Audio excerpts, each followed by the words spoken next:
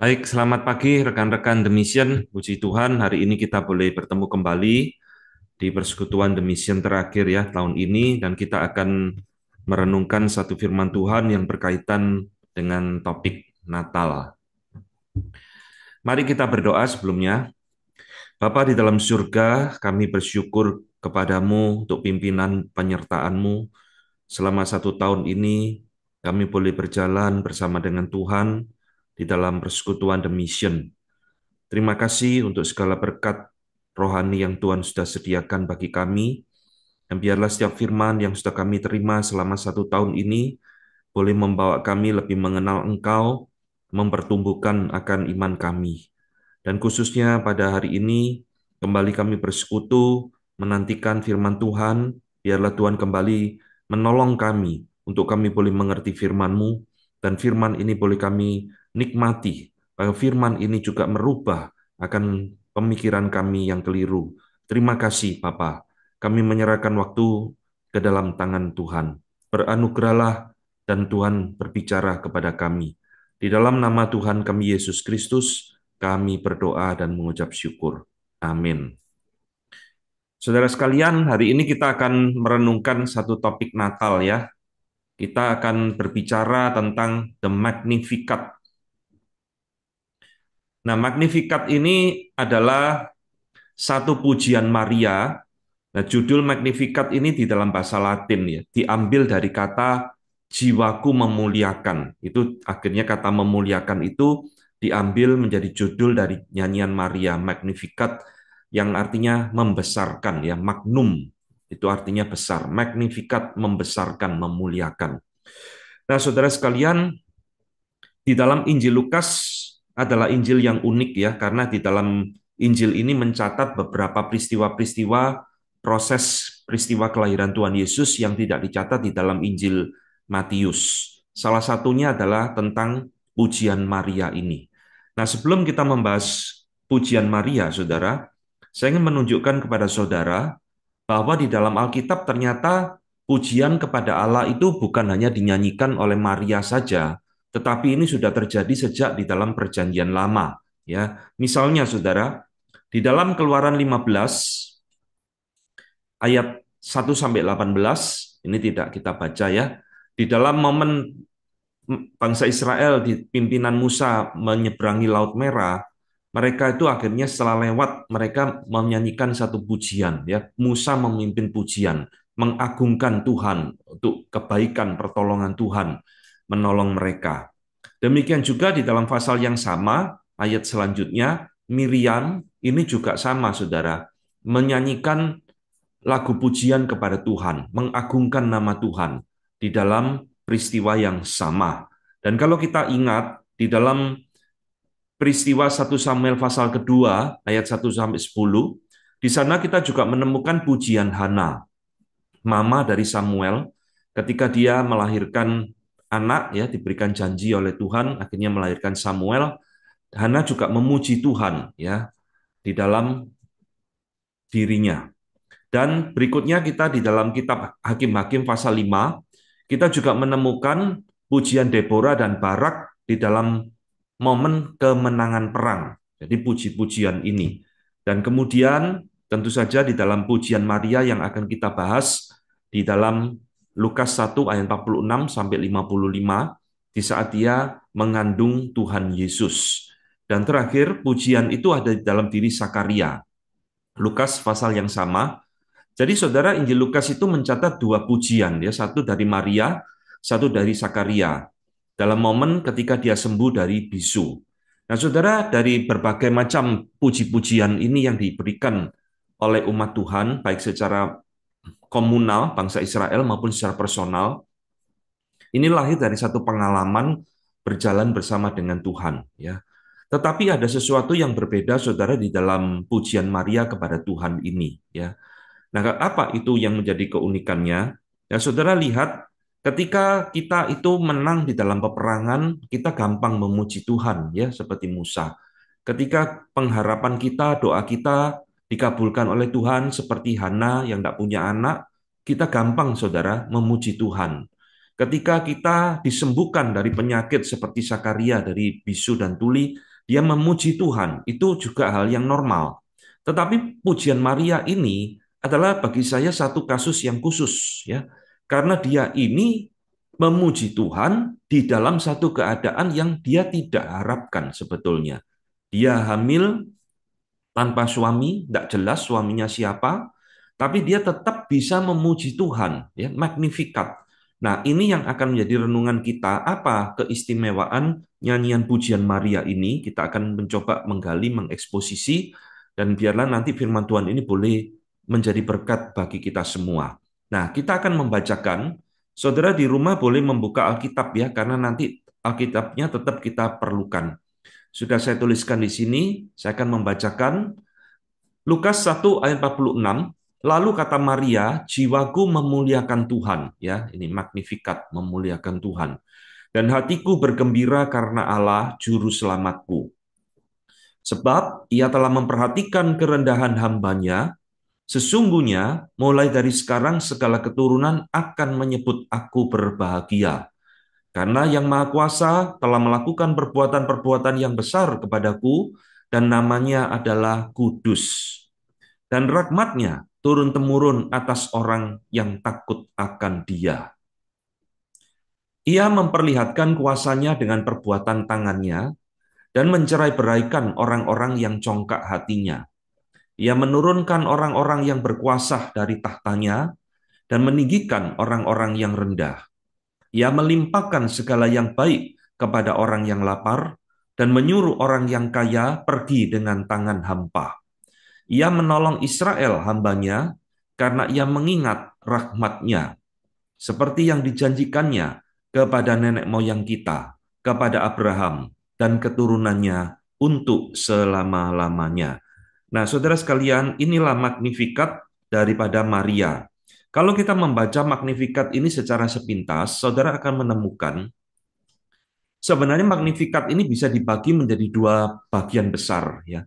Bagian pertama ayat 46 sampai ayat 50 itu berbicara tentang diri Maria. Bagaimana Maria bersyukur kepada Tuhan, nanti kita akan coba menggalinya. Dan bagian kedua mulai ayat 51 sampai 55, Maria berbicara tentang rahmat Tuhan bukan hanya bagi dirinya, tetapi juga bagi umat manusia, bagi bangsa Israel, dan bagi seluruh umat manusia, ya, mulai ayat 51 ini. Jadi ini kan kita baca, kita menemukan apa maksud Maria ngomong, ia menurunkan orang berkuasa dari tahtanya, ya, ia memberikan hal yang baik bagi orang yang lapar, ia menyuruh orang kaya pergi dengan tangan hampa, dan sebagainya. Lah, kenapa kok Maria berbicara Magnificat tentang hal-hal seperti ini ya, seolah-olah di sini terjadi satu revolusi di dalam masalah sosial. Orang kaya akan diturunkan dari tahtanya, orang lapar, orang miskin akan diangkat oleh Tuhan, dan sebagainya. Apa arti dari semuanya itu? Ya, nanti kita akan coba menggalinya.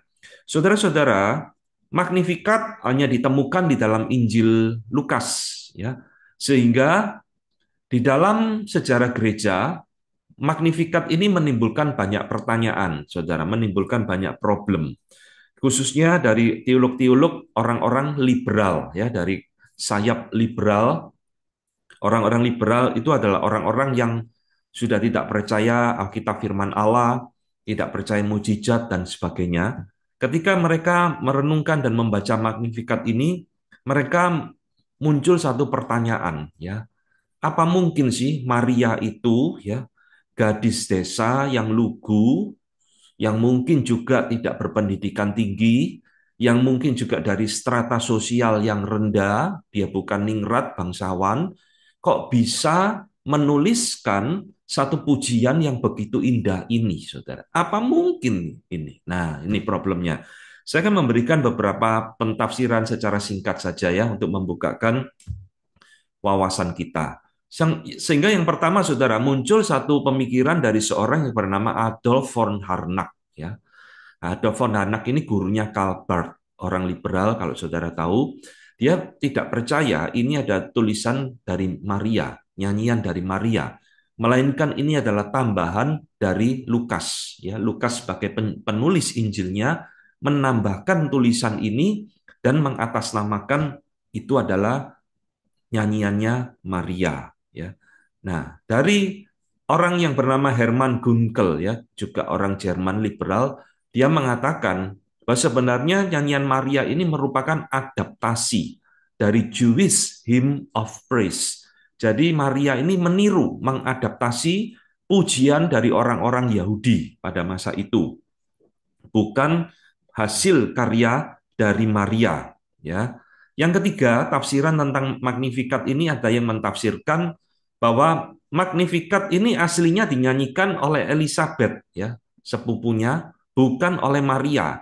Jadi sehingga Lukas ini dikatakan salah nulis. Sebetulnya yang memuji itu adalah Elizabeth, karena Elizabeth adalah orang yang tidak bisa punya anak, lalu tiba-tiba dia hamil, wah dia senang puji Tuhan, menyanyikan pujian ini, ya. Nah, ini tafsiran dari orang liberal juga yang bernama Rudolf Bultmann. Yang keempat, Raymond Brown mentafsirkan Magnificat ini berasal dari sumber Jewish Christian source, ya. Jadi bukan dari asli dari karya pemikiran Maria, tetapi dari orang Kristen Yahudi. Orang Yahudi yang bertobat jadi orang Kristen, ya, Jewish Christian source. Nah, kemudian dituliskan, ditambahkan oleh Lukas ke dalam Injilnya. Nah, ini yang keempat. Nah, yang kelima, saudara, ini adalah tafsiran dari kelompok Reform dan kelompok orang-orang Injili, gereja-gereja Injili, tetap percaya bahwa Maria adalah penulis atau penyanyi dari Magnificat ini. Nah, kemungkinan dia menuliskan Magnificat ini di dalam tenggang waktu 3 bulan dia tinggal bersama Elizabeth, ya, karena tadi di dalam ayat 57 dikatakan dan Maria tinggal selama 3 bulan bersama Elizabeth. Jadi Lukas ini mempersingkatkan seolah-olah kalau kita tadi membaca, ya, Maria datang ke rumahnya Elizabeth langsung menyanyikan pujian ini, dan tidak tiba-tiba orang datang ke rumah orang langsung memuji Tuhan. Nah, kelompok Reform dan Injili mentafsirkan kemungkinan Maria menuliskan atau menyanyikan Magnificat ini di antara waktu tenggang 3 bulan dia tinggal bersama Elizabeth. Nah, pertanyaannya, saudara, yang tadi ditanyakan harus kita jawab, ya. Mungkinkah Maria ini gadis desa yang lugu bisa menuliskan Magnificat yang begitu indah ini, saudara? Nah, tentu saja kita mengatakan mungkin. Nah, kenapa kok mungkin? Nah, saya akan memberikan satu tafsiran dari seorang yang bernama Darrell Bock, ya, di dalam buku tafsiran Baker Exegetical Commentary. Nah, terjemahannya kira-kira seperti ini, saudara. Karena di dalam nyanyian pujian Maria ini ada paralel dengan perjanjian lama, khususnya dari kitab Mazmur. Jadi apa yang diucapkan oleh Maria ini, saudara, itu ada kemiripan-kemiripan kata-kata dari berbagai ayat dalam kitab Mazmur. Dan pengaruh dari pujian di dalam Mazmur ini adalah sesuatu yang sangat populer, menjadi budaya populer di dalam masa itu. Jadi dengan kata lain, orang Yahudi itu sudah sangat familiar dengan kitab Mazmur, termasuk Maria, saudara. Sehingga dikatakan oleh Bock, itu tidak mengherankan, ya, bagi Maria. Dan singkatnya, menurut Darrell Bock, Maria tidak bisa dikesampingkan sebagai sumber dari penulisan Magnificat ini. Karena dia adalah seorang Yahudi yang sudah sangat familiar dengan kitab Mazmur, dengan kitab-kitab perjanjian lama. Mungkin dia juga pernah membaca pujian daripada Musa, Hana, dan sebagainya yang tadi sudah kita bahas, sehingga dia itu menjadi inspirasi bagi dia untuk membuat satu pujian yang baru kepada Tuhan, ya. Jadi ini bukanlah hal yang aneh, seorang gadis desa pun bisa membuat satu pujian yang indah kepada Tuhan. Ini didukung, saudara, oleh pemikiran pentafsir yang bernama Alfred Plummer, ya. Alfred Plummer menunjukkan di dalam Magnificat ini ada 12 kemiripan pujian Maria dengan pujian-pujian di dalam perjanjian lama. Tidak saya tuliskan semua di sini, tetapi inti yang Plummer ingin katakan, saudara, Maria ini adalah seorang gadis yang mengenal perjanjian lama. Maria ini seorang gadis yang familiar dan mencintai firman Allah di dalam hidupnya. Sehingga kita tidak perlu meragukan seorang gadis desa yang mungkin tidak berpendidikan tinggi bisa membuat satu pujian yang begitu indah di hadapan Tuhan. Nah, ini jawabannya ya. Jadi kita tidak melihat atau menganut tafsiran-tafsiran dari orang liberal yang meragukan. Kita menyetujui ini adalah karya Maria bagi Tuhan. Saudara-saudara, kenapa Maria menyanyikan Magnificat ini? Nah, ini tidak bisa dilepaskan, saudara, dari ayat-ayat yang sebelumnya yang tidak kita baca, tetapi saya ingin memberikan summary ringkasannya saja.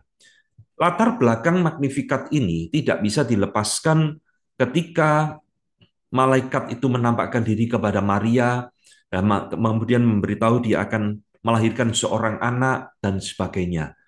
Nah, saudara, tentu saja Maria di dalam waktu itu sangat kebingungan, ya. Bahkan dia mengatakan, aku belum bersuami. Kok bisa? Bagaimana mungkin ini? Nah, di dalam kebingungan itu, perhatikan, di dalam Lukas 1 ayat 36, malaikat itu berkata kepada Maria satu kalimat yang mendorong dia, akhirnya dia datang kepada Elizabeth sepupunya ini. Dan sesungguhnya Elizabeth sanakmu itu, ia pun sedang mengandung seorang anak laki-laki pada hari tuanya. Dan inilah bulan yang keenam bagi dia yang disebut mandul itu. Ya, saudara perhatikan, ternyata bukan hanya Maria yang lahir, yang mengandung secara mujizat. Malaikat memberitahukan kepada Maria, sanakmu Elizabeth itu juga sekarang sedang mengandung, bahkan sudah 6 bulan. Ya, di dalam masa tuanya yang secara medis sudah tidak mungkin lagi melahirkan. Nah, saudara-saudara, ayat inilah yang mendorong Maria akhirnya dia datang kepada Elizabeth, ya, menjumpai Elizabeth, dan dia ingin membuktikan apa yang dikatakan oleh malaikat tersebut. Nah, inilah konfirmasi bahwa apa yang terjadi di dalam dirinya, ya, Allah itu sanggup melakukan mujizat yang di luar akal manusia. Nah, dia ragu-ragu, bagaimana saya tidak bersuami kok bisa mengandung. Nah, malaikat memberikan konfirmasi, lihat sepupumu Elizabeth juga mengandung pada hari tuanya. Saudara-saudara, di dalam konteks inilah ketika Maria datang ke rumah Elizabeth itu, dia menerima dua konfirmasi penting, saudara, bahwa apa yang dilakukan Tuhan atas dirinya, dia akan mengandung, itu adalah sesuatu yang betul-betul terjadi. Ya, konfirmasi pertama, saudara, Elizabeth yang mandul sekarang hamil. Ini konfirmasi yang luar biasa bagi Maria. Oh iya, ternyata betul ini.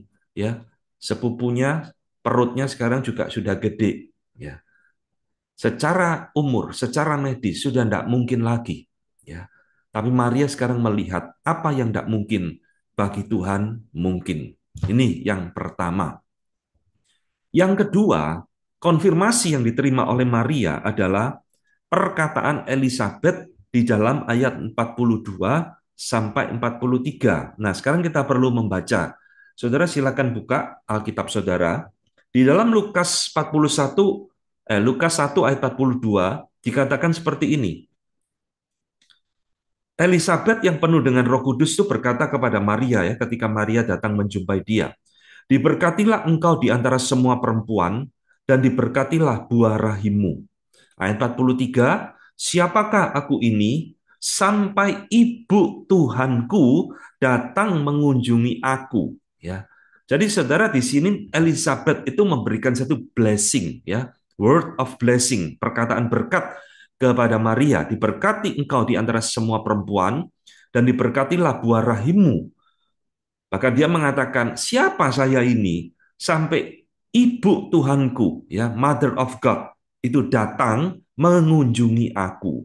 Nah, saudara, saya rasa ini adalah satu konfirmasi yang penting bagi Maria, bahwa apa yang Tuhan kerjakan di dalam hidupnya adalah sesuatu yang luar biasa.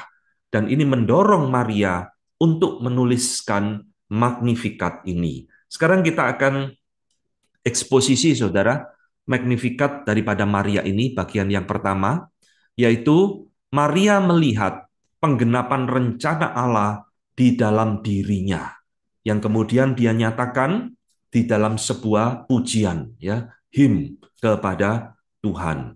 Perhatikan, Magnificat ini dibuka dengan satu kalimat, jiwaku memuliakan Tuhan. Kalau saudara baca di dalam bahasa Inggris, di situ menggunakan kata Lord, ya.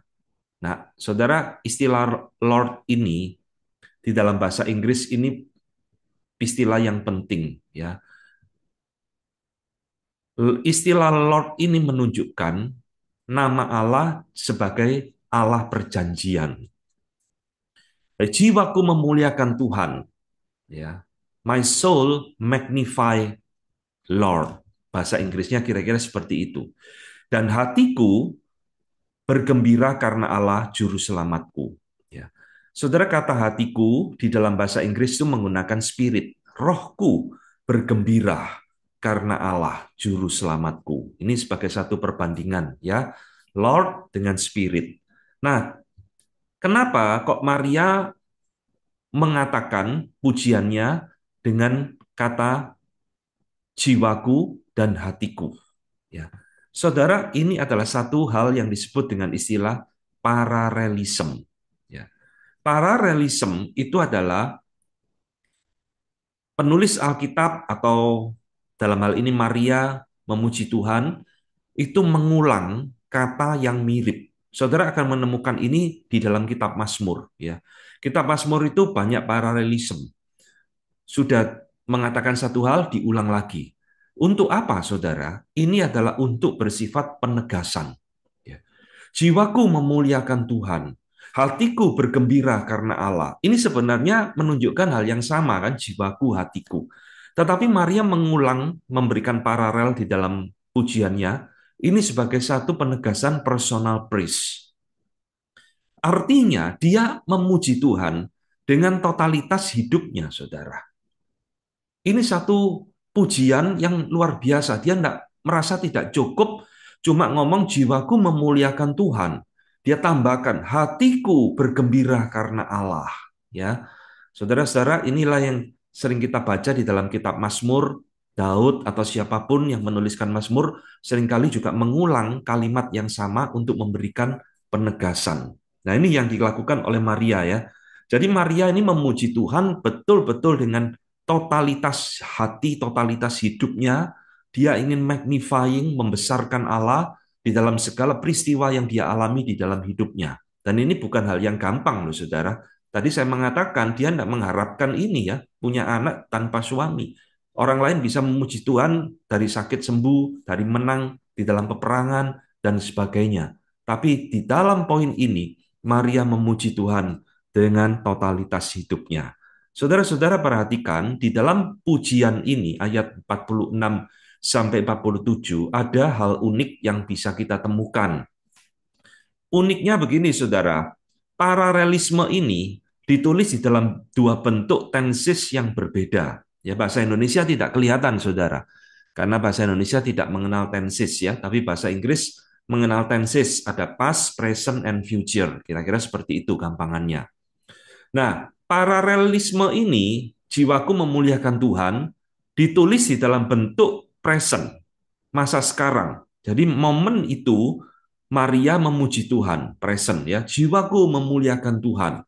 Tapi kalimat yang belakang, hatiku atau rohku bergembira karena Allah juru selamatku, ini ditulis di dalam bentuk lampau, ya, past tense. Apa maksudnya, saudara? Kok Maria menuliskan Magnificat ini di dalam dua bentuk tenses yang berbeda? Ya, kita kalau dalam bahasa Indonesia bisa bingung, saudara. Ini bahasa Inggrisnya, ya. Saya cuplikan dari New American Standard. Dikatakan, Mary said, my soul exalt the Lord. Ya, ini kan present, saudara. And my spirit has rejoiced in God my Savior. Lampau, has rejoiced. Telah bergembira pada masa yang lampau di dalam Allah Juru Selamatku. Ini teks aslinya kira-kira seperti ini. Apa arti daripada permainan atau penulisan dua bentuk tenses ini? Saudara, ini menunjukkan ya, progres iman Maria yang semakin besar, progres iman Maria yang semakin meningkat di dalam pengenalannya tentang Allah. Jadi pada masa lampau dia telah bersukacita di dalam Allah sebagai juru selamatnya. Mungkin kalimat ini dia tuliskan sebelum dia tahu dia akan hamil tanpa suami.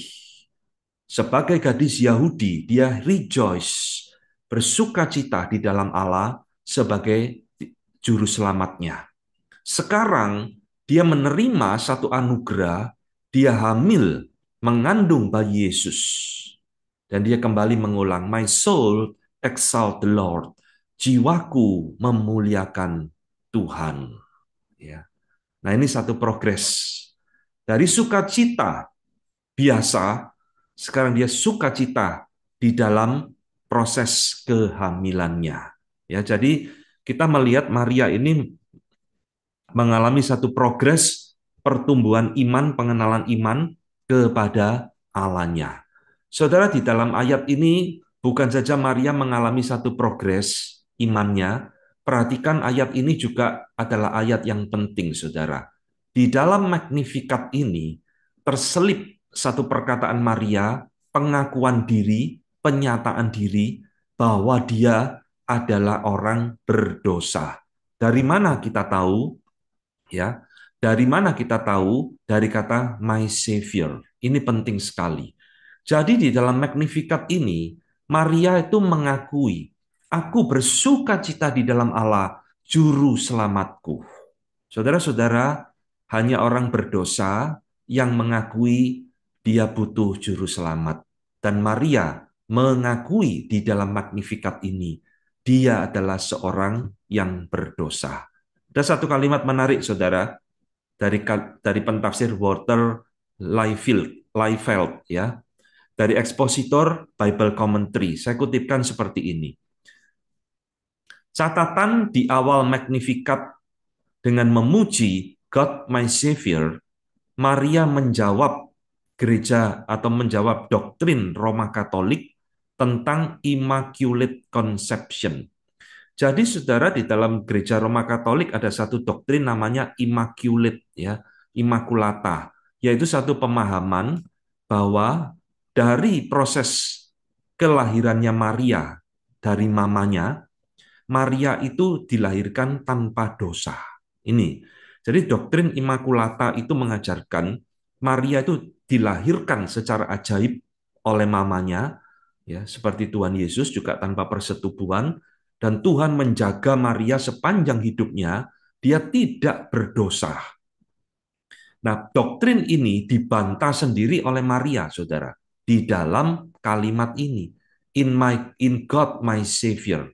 Dan Walter Liefeld mengatakan, only sinners need a Savior. Ya. Hanya orang-orang berdosa yang membutuhkan juru selamat.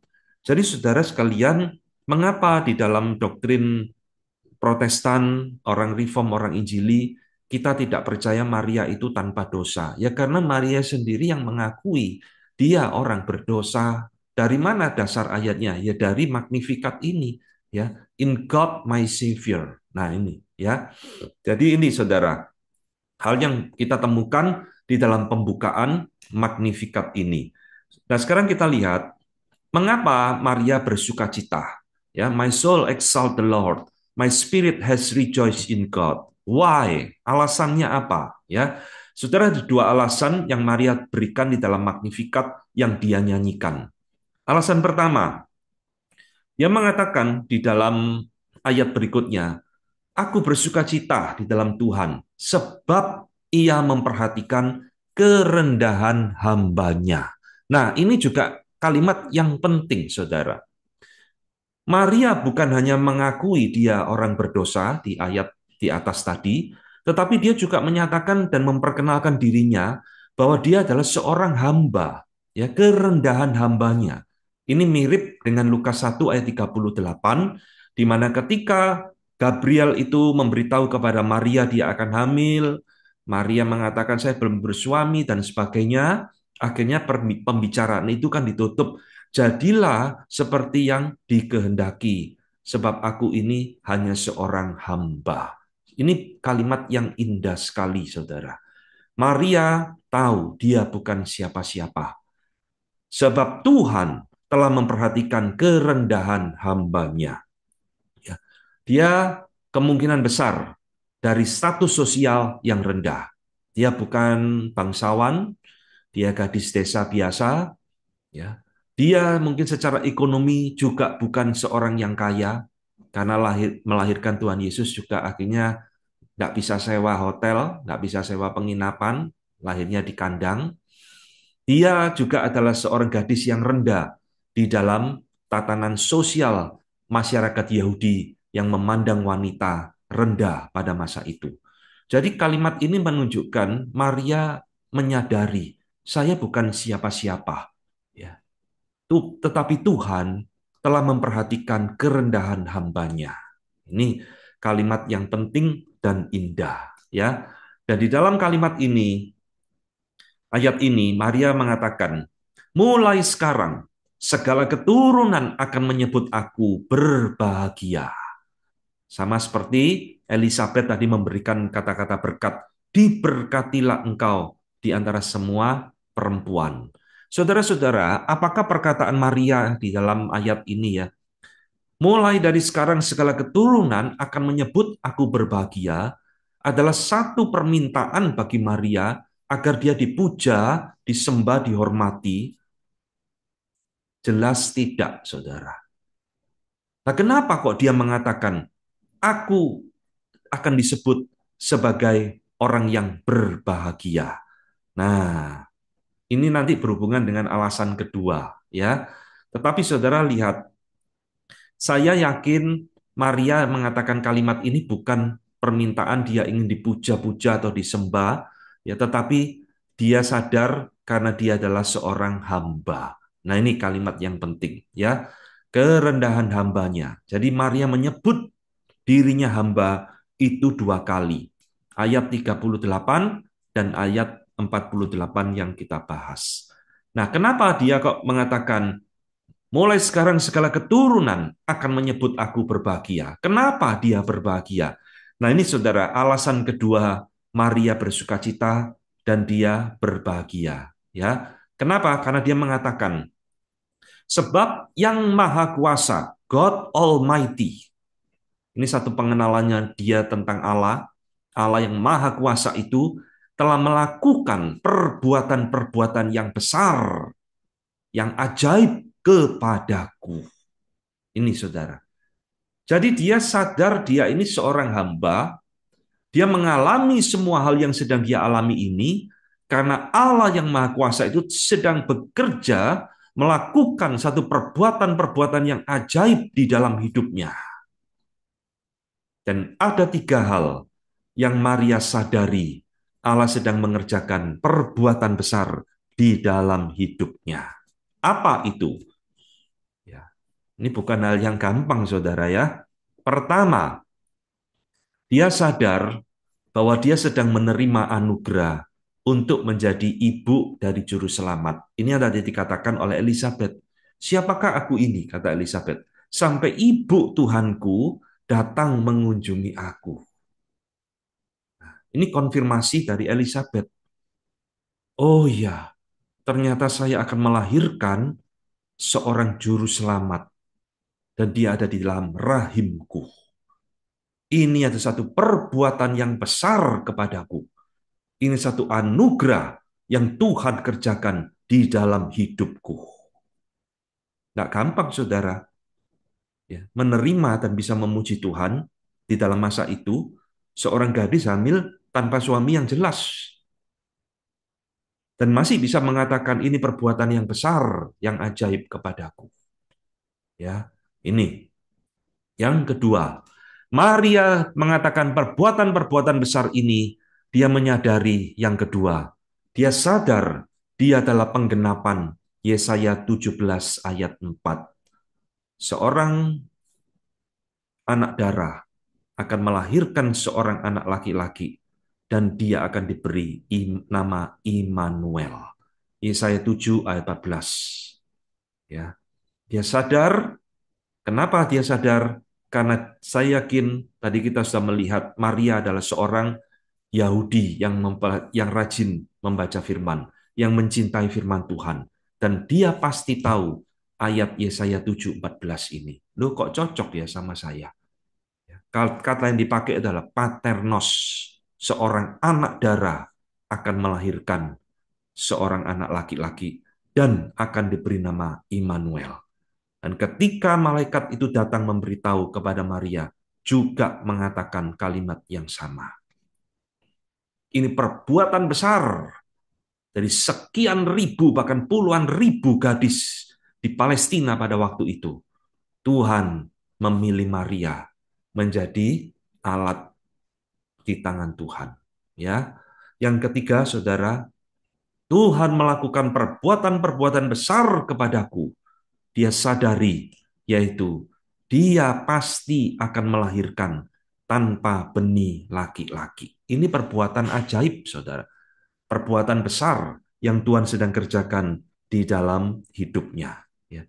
Jadi ketika Maria memuji Tuhan, yang Maha Kuasa melakukan perbuatan-perbuatan besar kepadaku, yang tidak pernah aku pikirkan, ya tiga hal ini yang sedang dia renungkan di dalam hidupnya. Terlalu ajaib, Tuhan telah membuat aku berbahagia.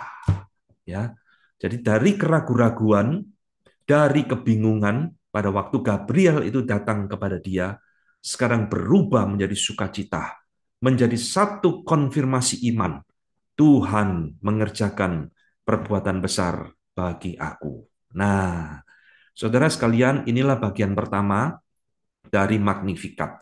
Tetapi Maria ini adalah seorang gadis yang baik, saudara.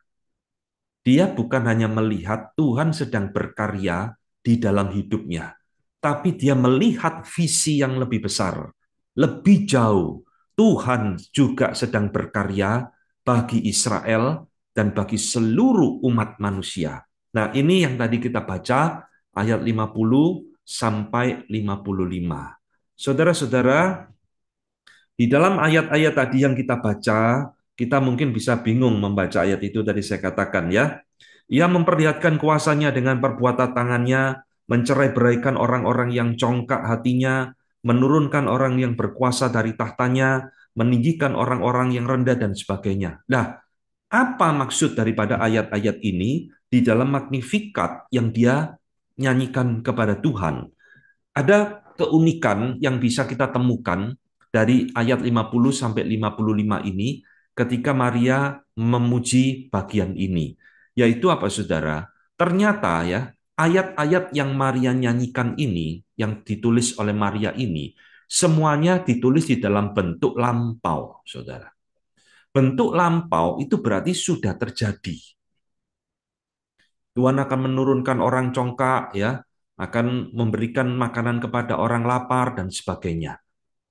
Ditulis di dalam bentuk lampau, sudah lewat, sudah terjadi.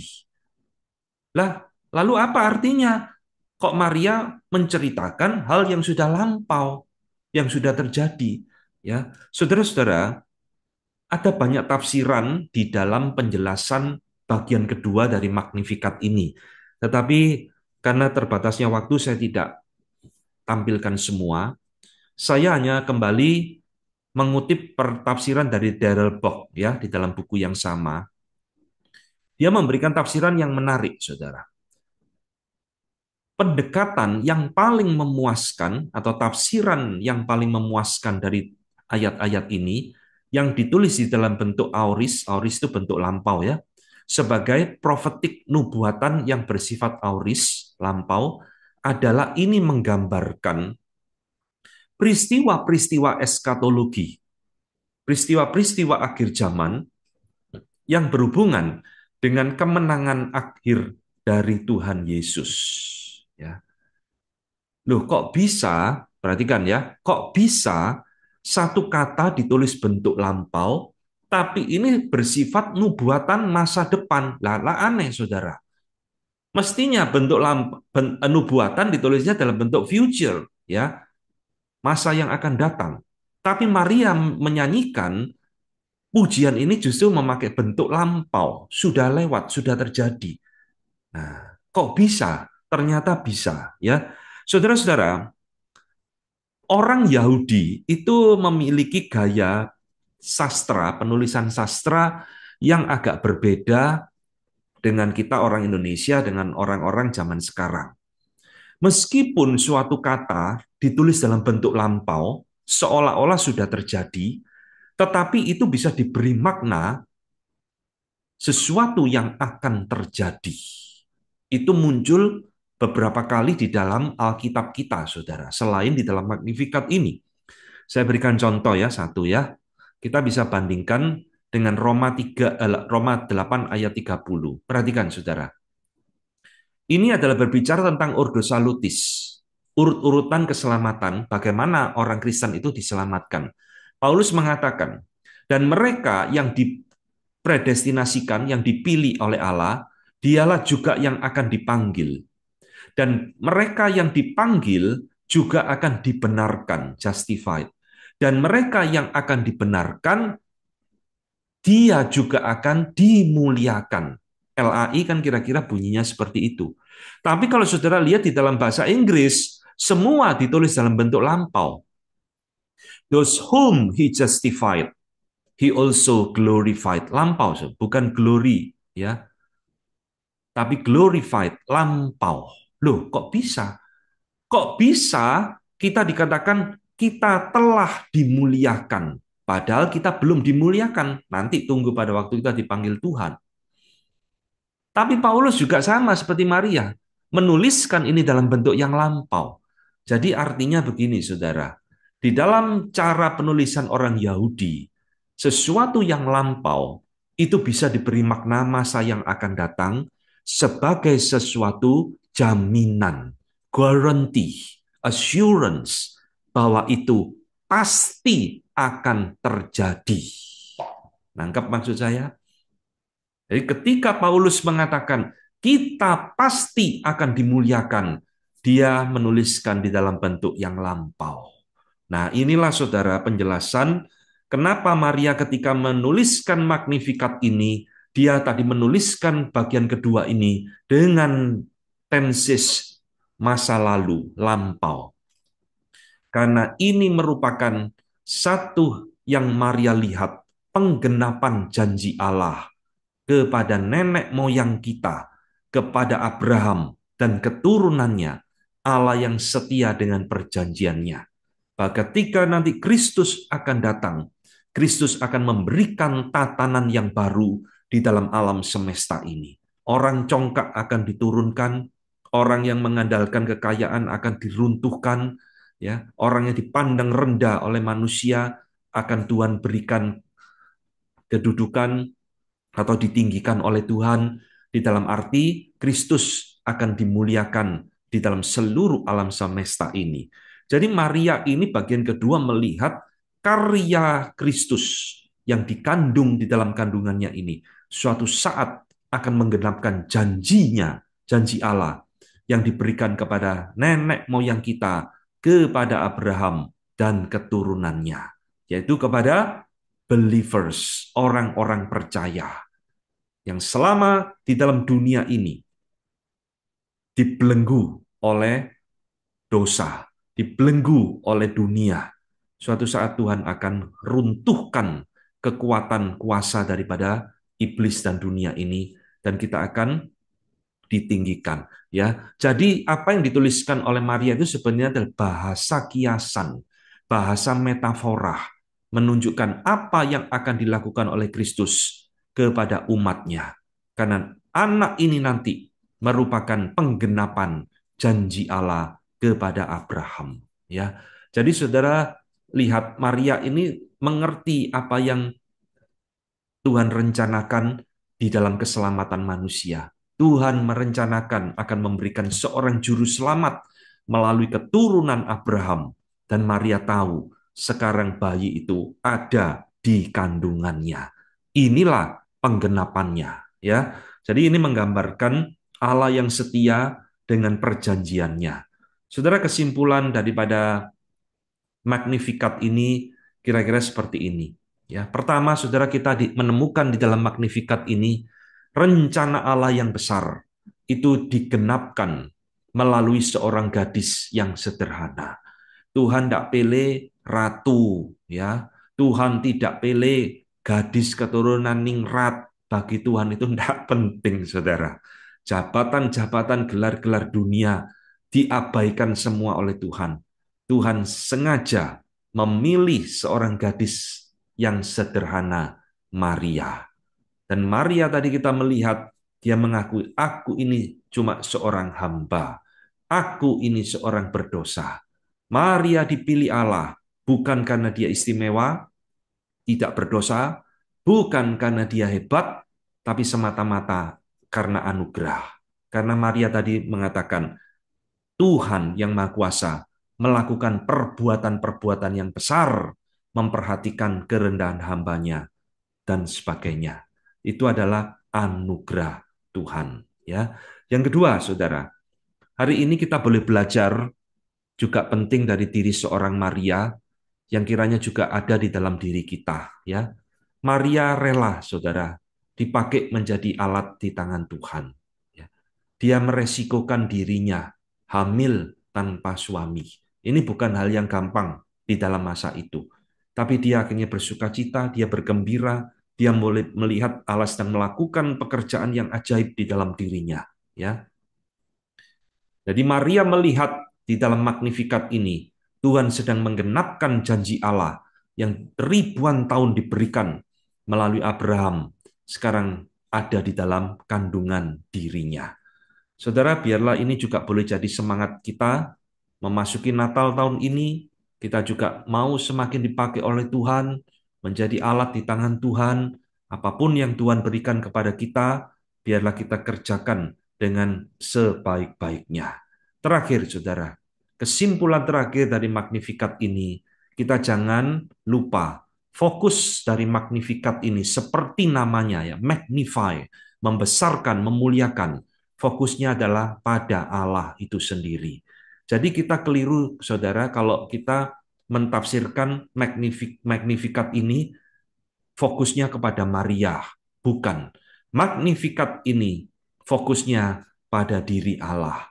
Maria mengagungkan Allah, meninggikan Allah, dan dia sadar dia bukan siapa-siapa. Nah, ini juga harus ada di dalam diri kita.